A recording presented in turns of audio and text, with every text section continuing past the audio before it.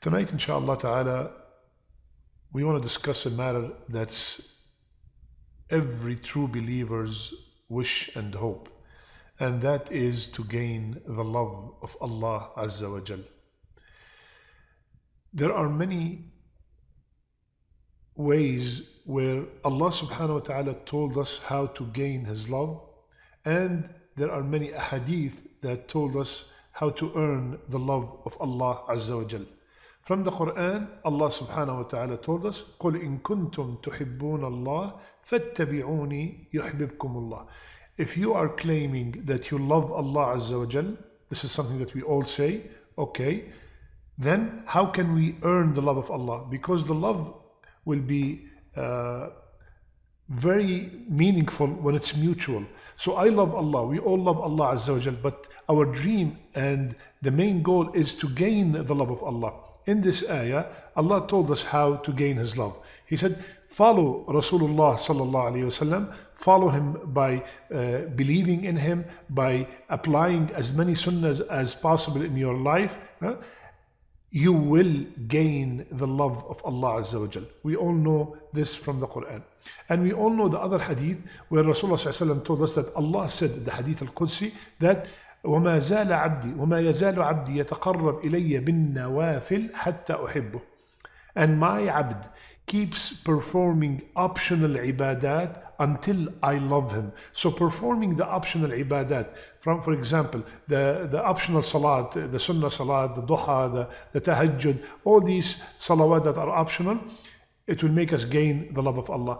Performing the optional fasting, the fasting of Monday and Thursday, the fasting of the 3 white days, fasting of Ashura, of Arafah, all these optional fast will make us gain the love of Allah. The optional charity, like with zakat, is a fard, and the other charity, the sadaqah, is optional. The more we do of that also, the more we will gain, the more the possibility of gaining the love of Allah Azza wa Jal. Those two things, we all know them. But today I have a hadith, subhanallah, that mentioned 3 things that if we do them, we gain the love of Allah and the love of Rasulullah sallallahu alayhi wasallam, and all 3 things are mentioned in one hadith. Rasulullah sallallahu alayhi wasallam, he said, whoever is pleased to love Allah and His Messenger, or to be loved by Allah and His Messenger sallallahu alayhi wasallam, let him be truthful whenever he or she speaks. Let him fulfill the trust to whom it is due. Second. Third, and let him treat well anyone who would be his or her neighbor. And the hadith is in Shu'ab al-Iman, and the hadith is Hasan. So 3 things that Rasulullah ﷺ told us, if we do them, we will gain the love of Allah and the love of Rasulullah sallallahu alayhi wasallam. And we have to have a disclaimer, of course, that does not mean I don't pray, I don't do my zakat, I don't fast in Ramadan, I commit all major sins, and then I do these 3 things and I expect to gain the love of Allah and the love of Rasulullah ﷺ. Obviously, we have to be doing our best in all the obligation and staying away from the major sins, and then these hadith apply to us. First, being truthful.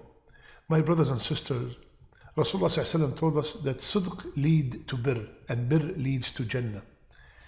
When we are truthful, it would lead us to the level of birr, which is the highest level of righteousness, and righteousness lead to Jannah. And Allah told us in the Qur'an to be truthful even if it was against ourselves. Tell the truth even if it was against yourself or your family members. Being truthful will save us in the dunya and save us in the akhirah. Because lying, some people take lying as something very simple. Lying is a major sin. Lying is a major sin. Some people lie so much that they start believing themselves. Subhanallah. So the first characteristic that we should adhere to and apply in our life is to be truthful in everything we do. Truthful when we sell, truthful when we buy, truthful when we treat our children, truthful when we are dealing with our spouse, truthful when we are dealing with non-Muslims, truthful in every aspect of our life. The only three situations where Rasulullah SAW told us that lying is permitted. Number one is at war, like if you were captured and you were told where are the weapons or where is your friends hiding, you're allowed to lie in that situation. Second is to mend the relationship between two people. You're allowed to lie to this person to tell him that, oh, this person is very sorry, he would like to, mend the relationship with you in order to bring peace between them. And third, between the spouses, in order to increase the love between one another, they are allowed to use some lies also. In general, being truthful is one of the ways that will make us earn the love of Allah and the love of His Prophet sallallahu alaihi wasallam. Second, addu idha tumintum, fulfill your amana, fulfill your trust. If somebody trusts you with something, I am going to Hajj and I left my car in your driveway. I am leaving to work and I left my son or my daughter with you as a trust. I am traveling for a long period of time and I left a certain amount of money with you. When I come back, I must find whatever I entrusted you with exactly the same. You did your best to protect that trust. And there's one thing that we take it lightly and we do not know that it is a form of trust. And that is when someone confides, when someone opens up and trusts me and tells me a secret. And he says, this is between me and you. So if someone comes to you and tells you this is something that nobody knows about, this is confidential, please do not tell anyone. Now, the minute he says do not tell anyone, the statement he's about to say, the incident he's about to say, it becomes a secret and it becomes an amana. An amana. Unfortunately, many people, when you tell them that, they go to another person and they say, I'm going to tell you something, but make sure, do not tell anybody. I promised them I'm not going to tell. The minute you do that, you have broken the amana. You have broken the trust. You have ruined the trust. You have lost that opportunity. You have to make istighfar. You have to ask Allah for forgiveness. So, telling each other a secret, that's a form also of amana. And the last one, subhanallah, treatment to the neighbor. Be good to whomsoever is your neighbor. Many of us, my brothers and sisters, we live by our neighbor for years and we have no clue what their name is. Many of us live in a neighborhood and we have no clue what do they do, how can we help them if they need anything, are they sick, did somebody in their family die? We have no clue, no relationship whatsoever. And we all know how important it is in Islam taking care of the neighbors.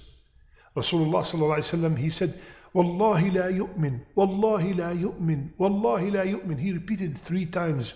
He swore by Allah that person is not a believer, is not a true believer. So the Sahaba were scared. Who's that person that you are swearing, Ya Rasulullah, he's not a true believer? He said, the one whose neighbor is not safe from his harm. And we all know the hadith that Jibreel came to me and kept on telling me to take care of the neighbor until I thought that the neighbor is going to inherit from me. Subhanallah. My brothers and sisters, when was the last time you went to your neighbor and you gave them just some kind of dish that you cooked extra and you considered a small part to the neighbor? When was the last time you were in the market and you find bananas, oranges on sale and you said, you know what, I'm going to take some and give them to my neighbor? Especially if the neighbors are non-Muslims. Show them the generosity of Islam. Show them how much we care and how important it is to be good to our neighbor. Wallahi, if we act as true Muslims to our neighbors, then when someone lists his house for sale, he would write down 4 bedrooms, 3 bathrooms, 1 living room, 1 kitchen, and a Muslim neighbor. That would raise the price of the house if we are true Muslims. Why? Because a Muslim neighbor, he does not drink, he does not play loud music, he does not cheat, he does not lie, He is always quiet, he's always helping, he's always greeting me. Subhanallah, no drugs, no staying out all night, no, subhanallah, it's a pleasure to have a Muslim neighbor. But we have to act and behave like Rasulullah ﷺ told us towards our neighbors. So subhanallah, look at our deen, how much ajr, how much reward you will get just by taking care of your neighbor. Subhanallah. So my brothers and sisters, those are the three things that if we constantly practice them, we will gain the love of Allah. The love of Allah. Do you know what does that mean? Subhanallah. When Allah loves you, He will announce that to Jibreel, and Jibreel will love you. And then Jibreel will announce it to the angels, and the angels will love you. And then all people on earth would love you, and you will have qabul, acceptance on earth. And every time somebody sees you, they would love you and love to be with you. Allahu Akbar. Gaining the love of Allah is the wish of every true believer.